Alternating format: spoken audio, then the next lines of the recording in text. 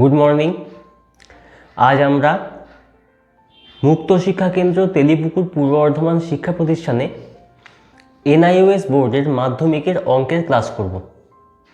আজকে আমরা যে চ্যাপ্টারটা আলোচনা করব সেটা হচ্ছে নাম্বার থিওরি বা সংখ্যাতত্ত্ব। এখানে যে সংখ্যাগুলো রয়েছে, সংখ্যা বলতে আমাদের সাথে আমরা যে চলতি যে সংখ্যাগুলো নিয়ে কাজ করি সেই সমস্ত সংখ্যার একটা সংক্ষিপ্ত পরিচয়। তাহলে ক্লাসটা শুরু করছি।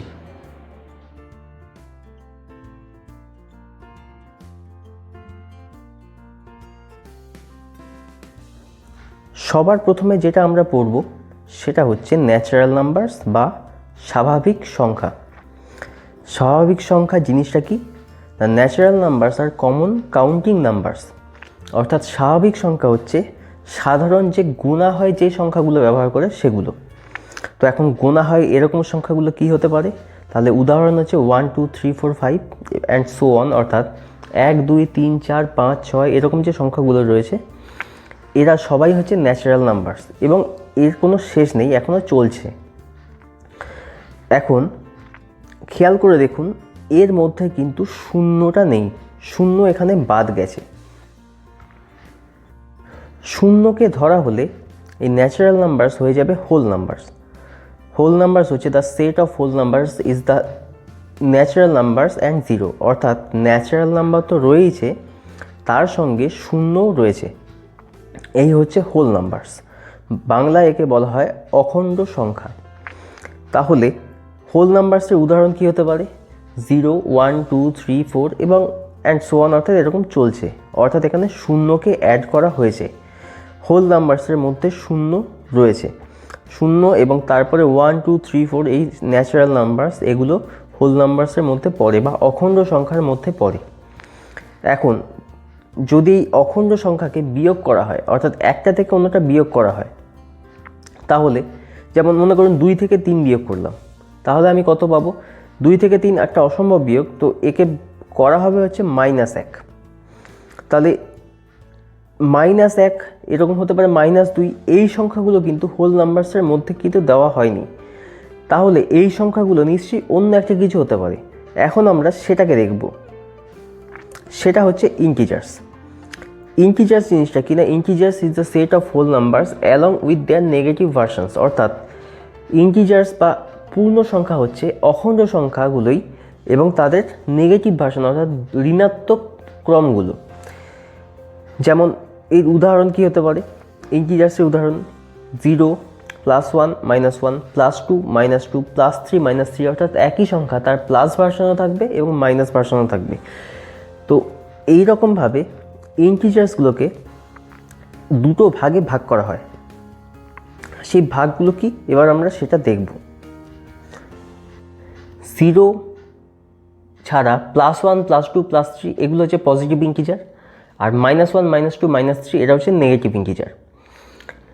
তাহলে পজিটিভ ইন্টিজার কাকে বলছে না? The positive integers is the set of the positive common counting numbers, যেমন +1 +2 +3। আর নেগেটিভ ইন্টিজার্স হচ্ছে the negative integers is the set of the negative common counting numbers. মনে রাখতে হবে আমাদেরকে যে 0 ইজ নাইদার পজিটিভ নর নেগেটিভ, অর্থাৎ শূন্য পজিটিভও নয় নেগেটিভও নয়। এবার আমরা যেটা নিয়ে পড়বো সেটা হচ্ছে রিয়েল লাইন বা নাম্বার লাইন। এই জিনিসটা কি না? সংখ্যাগুলোকে একটা লাইনের মধ্যে কল্পনা করা হয়েছে, সেই লাইনটাকে বলা হয় রিয়েল লাইন। এই রিয়েল লাইনের ওপরে সমস্ত সংখ্যাগুলো বসে এবং এর ঠিক মিডিলে রয়েছে হচ্ছে 0। 0 এর ঠিক মাঝখানে, এর ডান দিকে হচ্ছে সমস্ত পজিটিভ নাম্বারগুলো, অর্থাৎ যেগুলো আসবে ডান দিকে তারা হচ্ছে সব +1 +2 +3 +4 +5 +6 এই সমস্ত নাম্বার, এবং এরকম আরও ডান দিকে চলছে। বাঁ দিকে যেগুলো আসবে সেগুলো সব নেগেটিভ নাম্বার, সেগুলো হচ্ছে -1 -2 -3 -4 -5 -6 এরকম আরও রয়েছে। এখন আমরা যদি মনে করুন ডান দিকে 3 ঘর যাব, তাই ডান দিকে 3 ঘর গেলে কোথায় পৌঁছবো? অবশ্যই +3-তে। বা ঠিক করলাম বাঁ দিকে আমি 1 ঘর যাব, তাহলে বাঁ দিকে 1 ঘর গেলে কোথায় গিয়ে পৌঁছবো? না -1-এ। তো খেয়াল রাখতে হবে যে এই নাম্বার লাইনের আমি শূন্য থেকে যত ডান দিকে যাব তত নাম্বারগুলোর বড় হবে এবং যত বাঁ দিকে যাব নাম্বারগুলো তত ছোট হবে, অর্থাৎ number increases to right, number decreases to left. এবার চলে আসবো রেশনাল নাম্বারস। রেশনাল নাম্বারস কি? একে বাংলায় বলা হয় মূলদ সংখ্যা। এই জিনিসটা কি, সেটা যেটা বলা হচ্ছে, এর সংজ্ঞা যেটা, সেটা হলো যদি কোনো সংখ্যা, if a number is expressed in p by q form where p and q are integers and q is not equal to 0, the number is called a rational number। অর্থাৎ কোনো সংখ্যাকে যদি p by q আকারে প্রকাশ করা যায়, একটা ভগ্নাংশের আকার, যেখানে p আর q এরা পূর্ণ সংখ্যা এবং qটা শূন্য নয়, অর্থাৎ হর বা ডিনোমিনেটর শূন্য নয়, তাহলে সেই সংখ্যাকে বলা হবে রেশনাল নাম্বার বা মূলদ সংখ্যা। যেমন 1-2, -4-25, 11-15 ইত্যাদি, এরা সবাই রেশনাল নাম্বার। তার কারণ এখানে 1, 2, -4, 25, 11, -15 এরা সবাই ইন্টিজার্স এবং ডিনোমিনেটরে 0 নেই। এখানে মনে রাখতে হবে ডিনোমিনেটর অর্থাৎ q is not equal to 0. If q becomes 0, the number will be undefined or infinite। অর্থাৎ এখানে q অর্থাৎ এই ডিনোমিনেটর বা হর শূন্য হতে পারে না। যদি শূন্য হয় তাহলে সেই সংখ্যাটা হয় অসংজ্ঞাত হবে নতুবা অসীমে পরিণত হবে, কারণ শূন্য দিয়ে ভাগ সম্ভব না। শূন্যকে হয়তো ভাগ করা যায়, ভাগ করলে শূন্য পাবো, কিন্তু শূন্য দিয়ে ভাগ এটা সম্ভব নয়। 0/0 অসংজ্ঞাত বা আনডিফাইন্ড হয় এবং কোনো একটা সংখ্যা বাই শূন্য সেটা ইনফাইনাইট হয়। এরপরে আমরা যেটা পড়ব সেটা হচ্ছে ইরেশনাল নাম্বার। ইরেশনাল নাম্বার কি? রেশনাল নাম্বার বা মূলদ সংখ্যার ঠিক উল্টোটা, একে বলা হয় অমূলদ সংখ্যা, অর্থাৎ একে p by q আকারে প্রকাশ করা যাবে না। If a number cannot be expressed in p by q form, the number is called irrational number where p and q are integers and q is not equal to 0। অর্থাৎ যদি কোনো সংখ্যাকে p by q আকারে প্রকাশ না করা যায়, যেখানে p আর q এরা পূর্ণ সংখ্যা এবং q শূন্য নয়, এই আকারে যদি প্রকাশ না করা যায় তখন সেই সংখ্যাকে বলা হবে ইরেশনাল নাম্বার বা অমূলদ সংখ্যা। এই অমূলদ সংখ্যার কিছু উদাহরণ, যেমন পাই। আমরা জানি পাই হচ্ছে 22/7, কিন্তু 22/7 অ্যাকচুয়ালি না, এর মান প্রায় 22/7, এর অ্যাকচুয়াল মান আমরা এখনও বলতে পারবো না। এছাড়া হচ্ছে যেগুলো হতে পারে সেগুলো হচ্ছে √2, √3 ইত্যাদি। অর্থাৎ রুটের মধ্যে কোনো পূর্ণবর্গ সংখ্যা নয় এমন সংখ্যা থাকলে তার বর্গমূল একটা অমূলদ সংখ্যা বা ইরেশনাল নাম্বার হবে। আমাদের মনে রাখতে হবে যে সমস্ত সংখ্যাই পূর্ণবর্গ নয়, কিছু সংখ্যা পূর্ণবর্গ, যেমন 1, 4, 9, 16 ইত্যাদি। তো এদের বর্গমূল হয়, এদের বর্গমূল করলে সেটা কিন্তু অমূলদ সংখ্যা হবে না। কিন্তু এগুলো ছাড়া অন্য কোনো সংখ্যা যার বর্গমূল হয় না, তাদের বর্গমূল করলে তারা অমূলদ সংখ্যা বা ইরেশনাল নাম্বার হবে, যেমন √2, √3, √5 ইত্যাদি। নেক্সট হচ্ছে নাম্বারের কিছু প্রপার্টি। প্রথম প্রপার্টি কি না, sum of two natural numbers is a natural number or whole number. অর্থাৎ দুটো স্বাভাবিক সংখ্যাকে যদি যোগ করি তাহলে সেই যোগফল অপর একটা স্বাভাবিক সংখ্যা বা একটা অখণ্ড সংখ্যা হবে। যেমন 2 আর 2 যোগ করে 4। Subtraction of two natural numbers is an integer. অর্থাৎ দুটো স্বাভাবিক সংখ্যার বিয়োগ করলে সেই বিয়োগফল হবে একটা পূর্ণ সংখ্যা বা ইন্টিজার। কারণ যদি আমি 3 থেকে 2 বিয়োগ করি 1 হয়, সেটা স্বাভাবিক সংখ্যাও বটে, অখণ্ড সংখ্যাও বটে। কিন্তু যদি আমি 5 থেকে 8 বিয়োগ করি তাহলে উত্তর হবে -3, যেটা কিন্তু পূর্ণ সংখ্যা। তাই প্রকৃতপক্ষে subtraction of two natural numbers is an integer. তৃতীয় যে নিয়ম সেটা এবার দেখব। সেই ক্ষেত্রে বলা হচ্ছে division between two natural numbers is A rational number. অর্থাৎ দুটো স্বাভাবিক সংখ্যার ভাগ করলে সেটা একটা মূলদ সংখ্যা হয় বা রেশনাল নাম্বার হয়। স্বাভাবিক 3/2, আমরা জানি যে 0 স্বাভাবিক সংখ্যা নয়, কাজেই দুটো স্বাভাবিক সংখ্যার ভাগফলের নিচেতে কিউর জায়গায় 0 আসতে পারে না, কাজেই সেটা অবশ্যই একটা মূলদ সংখ্যা হবে এবং স্বাভাবিক সংখ্যাগুলো নিজেরাও এক একটা পূর্ণ সংখ্যা।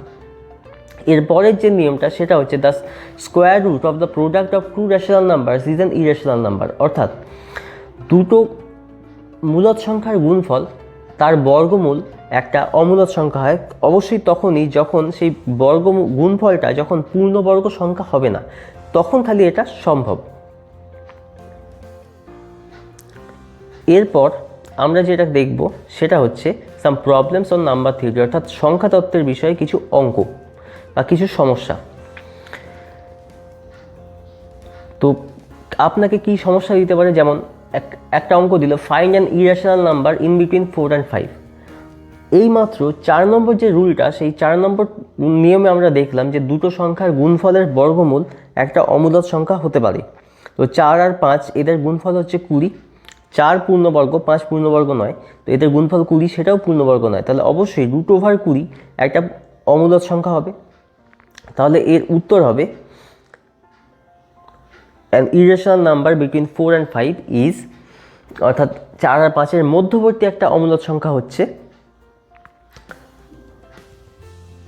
√4 into 5 সমান √20, অর্থাৎ √20 হচ্ছে আমার উদ্দিষ্ট উত্তর।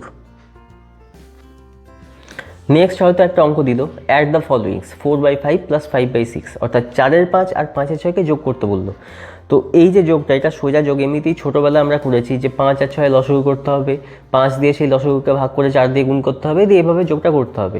কিন্তু এর থেকেও একটা সহজ একটা উপায় হচ্ছে, যেক্ষেত্রে লসাগু করতে হবে না, সহজে কাজ মিটবে, সেটা হচ্ছে একটি সংখ্যার লব দিয়ে অন্য সংখ্যার হরকে গুণ এবং অন্য সংখ্যার লব দিয়ে আগের সংখ্যার হরকে গুণ, এইভাবে করা। অর্থাৎ 4 + 5 + 5/6 সমান, আমি কি করব না 4 আর 6 গুণ করব, 5 আর 5 গুণ করব এবং নিচে 5 আর 6 গুণ হবে। অর্থাৎ উপরে হচ্ছে 4 × 6 + 5 × 5/5 × 6।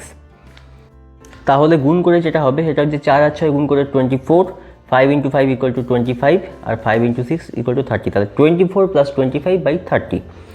এবার যেটা করব সেটা যোগ করতে হবে, 24 আর 25 যোগ করে 49/30। তাহলে আমার অ্যান্সার বেরোলো 49/30। এইভাবে যোগ করে সহজে করা যায়। এরকমভাবে সেম পদ্ধতিতে বিয়োগও হয়। এবার যেটা দেখব সেটা হচ্ছে addition of numbers using real line, অর্থাৎ রিয়েল লাইন ব্যবহার করে সংখ্যাদের যোগ করা। যেমন আপনাকে দিল +3 - +1 + -5, এর উত্তর কত হবে, এটা আপনাকে জিজ্ঞেস করলো। তাহলে যেহেতু সংখ্যা রেখে দিয়ে করছি, তাহলে আমাকে প্রথম যেটা করতে হবে সেটা হচ্ছে রিয়েল লাইনটাকে আঁকা। তো রিয়েল লাইন মিডিলে 0, তার একদিকে +1 +2 +3 +4, অন্যদিকে -1 -2 -3 -4, এভাবে চললো। এবার যদি আমাকে +3-এ যেতে হয়, তাহলে আমাকে ডান দিকে 3 ঘর যেতে হবে। খেয়াল রাখতে হবে যোগ থাকলে ডান দিকে, বিয়োগ থাকলে বাঁ দিকে। তো ডান দিকে 3 ঘর গেলে আমি পাবো যে আমি যেখানে পৌঁছবো সেটা হচ্ছে +3। এরপরে আমাকে +1 দিয়েছে, অর্থাৎ আমাকে 1 ঘর আরও ডান দিকে যেতে হবে। কোথা থেকে না +3 থেকে। আরও 1 ঘর ডান দিকে যদি আমি যাই তাহলে পৌঁছবো +3-এর পর 1 ঘর, অর্থাৎ +4।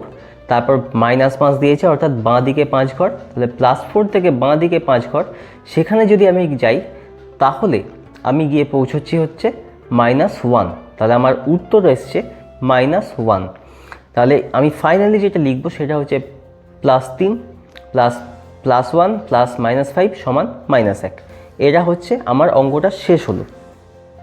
আশা করছি আপনারা এই চ্যাপ্টারটার সম্পর্কে বা এই সংখ্যার বিভিন্ন যে বিভাগগুলো, স্বাভাবিক সংখ্যা, অখণ্ড সংখ্যা, পূর্ণ সংখ্যা, মূলদ সংখ্যা, অমূলদ সংখ্যা, এই সম্পর্কে একটা সংক্ষিপ্ত একটা ধারণা পেলেন এবং যে উদাহরণগুলো দেওয়া হলো সেই সংক্রান্ত কিছু যদি অঙ্ক আপনাদের দেওয়া হয় আপনারা সেটা করতে পারবেন। তো আপনাদের বই থেকে এই ধরনের অঙ্ক আপনারা প্র্যাকটিস করুন এই চ্যাপ্টারটা থেকে, এবং তার জন্য বইয়ে যে উদাহরণগুলো দেওয়া রয়েছে সেই উদাহরণগুলো দেখুন এবং এই ভিডিওতে যে এক্সাম্পলগুলো দেওয়া হলো সেই এক্সাম্পলগুলো আরেকবার দেখুন। তাহলে চ্যাপ্টারটা আরও ভালোভাবে ক্লিয়ার হবে। আর মনে রাখতে হবে এই সংখ্যাগুলো কাকে বলে, এটা মাথায় রাখতে হবে খালি এইটুকুই। এছাড়া এর আর খুব একটা গুরুত্ব আপনাদের লাগবে না, অন্য কারো লাগবে। তো যাই হোক, এই ক্লাসটা এখানেই শেষ করছি।